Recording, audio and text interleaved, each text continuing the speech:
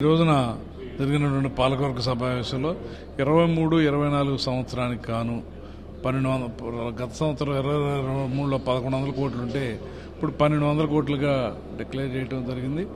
అలాగే లాభాలను కూడా గత సంవత్సరం 36 కోట్లు ఉంటే ఈ సంవత్సరం 40 కోట్ల లాభాలను ఆర్జించడం. ప్రొక్యూర్మెంట్ కూడా 10.5 కోట్ల రూపాయలు 10.5 కోట్ల లీటర్లు సొంత ప్రొక్యూర్మెంట్ని కూడా కృష్ణా మిల్క్ యూనియన్ చేయడం జరిగింది. అంటే పాడి రైతులకి రేట్ ఇవ్వటం, సంవత్సరానికి 3 సార్లు 3, 17, 18 50 కోట్ల పైగా బోనస్లు ఇవ్వటం గత సంవత్సరం.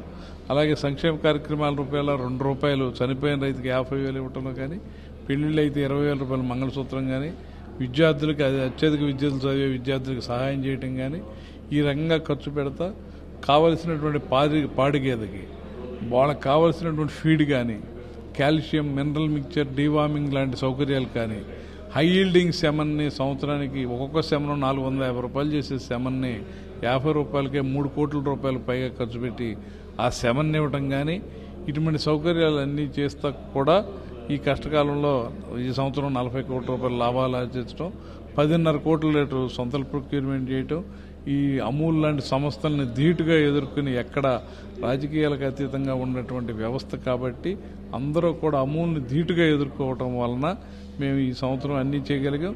కొత్త పాల ఫ్యాక్టరీని కూడా బ్రహ్మాండంగా 200 కోట్ల రూపాయలతో వ్యయంతో ఈ 2 సంవత్సరాలతో సొంత నిధులతో మేము ఏర్పాటు చేసుకోవటం, తద్వారా 31వ తారీఖు తెల్లవారుజాము 4 గంటలకి సడన్గా తుఫాను వరదల్లాగా వచ్చేసి ఇవాళ ఫ్యాక్టరీ 3 గంటలకి సడన్గా పవర్ ఆఫ్ జరిగిపోవడం, మైనస్ టెంపరేచరు ఎప్పుడు కూడా ఉండాల్సినటువంటి ఎలక్ట్రికల్ పూర్తిగా ఇదైపోతే పాల పదార్థాలు పాడైపోవటం, ఇవాళ ఎలక్ట్రికల్ సెక్షన్ కానీ, రిఫ్రిజిరేషన్ సెక్షన్ కానీ మొత్తం 5-6 అడుగులు నీటి మట్టంతో ఉండటం వలన అవి పూర్తిగా దెబ్బతింటం జరిగింది. ఇటువంటి పరిస్థితుల్లో కూడా వీరవల్లి కొత్త ఫ్యాక్టరీ మా భవిష్యత్ అవసరాల దృష్ట్యా ఆలోచించి ఆ ఫ్యాక్టరీ నిర్మాణం చేయటం వలన వినియోగదారుడు తెల్లవారుజామున 6 గంటలకు వెళ్ళే పాలు 6 గంటలకు వెళ్ళి 5 గంటలకు పాలు పోసే రైతు దగ్గర పాలు పోసే రైతు 5 గంటలకు పాలు తీసుకున్నాం. వినియోగదారుడికి 6 గంటలకు 6 గంటలకు ఒక్క నిమిషం కూడా తేడా లేకుండా చేయటం రైతులకి మా పాలకవర్గం అంటే తెల్లవారుజామున వేసి పేడకళ్ళు తీసి పాలు తీసే రైతు ఎంత కష్టపడి పనిచేస్తాడో మేము కూడా వాళ్ళకి తగ్గట్టుగా దూరదృష్టితో పనిచేయడం వలన ఆ రైతుకి వినియోగదారుడికి సంక్షోభంలో మేము అండగా నిలవగలిగాం. పాలకవర్గం వాళ్ళ ఆస్తి ఇది. సంక్షోభంలో మా దూరదృష్టితో పనిచేయటం వలన సంక్షోభంలో మేము నిలబడగలిగాం. ఇవాళ కూడా 2వ తారీఖున కంప్యూటర్లు చెడిపోయినాయి ఫ్యాక్టరీలో.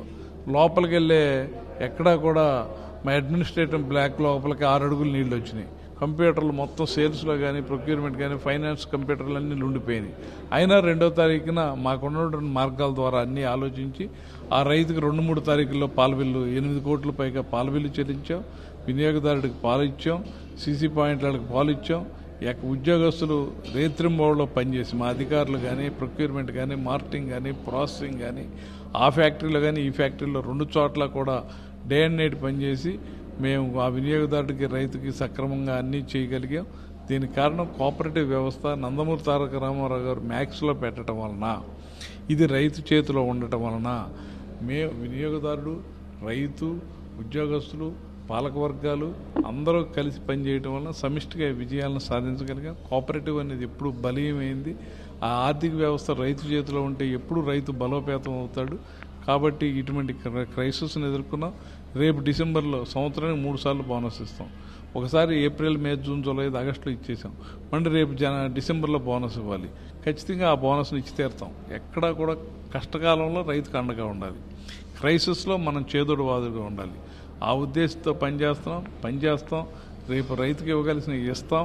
ఇంకా కష్టకాలంలో ఉంటే ఇంకా బెటర్గా ఏం చేయాలని ఆలోచిస్తాం తప్ప ఆ ఉండాటిల్లో ఎక్కడ కట్ చేయాలని ఆలోచించు. ఖచ్చితంగా ఏదైతే ప్రభుత్వ ఆలోచనలు ఉన్నాయో ఆలోచనల మేరకు ప్రతి కూడా మేమందరం కూడా సమన్వయంగా పనిచేసుకుని ఆ రకంగా భవిష్యత్తులో ఇవాళ రైతుకి చేదోడు వాదుడుగా ఉండడానికి కృష్ణా మిల్క్ యూనియన్ సమిష్టిగా కలిసి పనిచేస్తామని చెప్పి విజ్ఞప్తి చేస్తాం.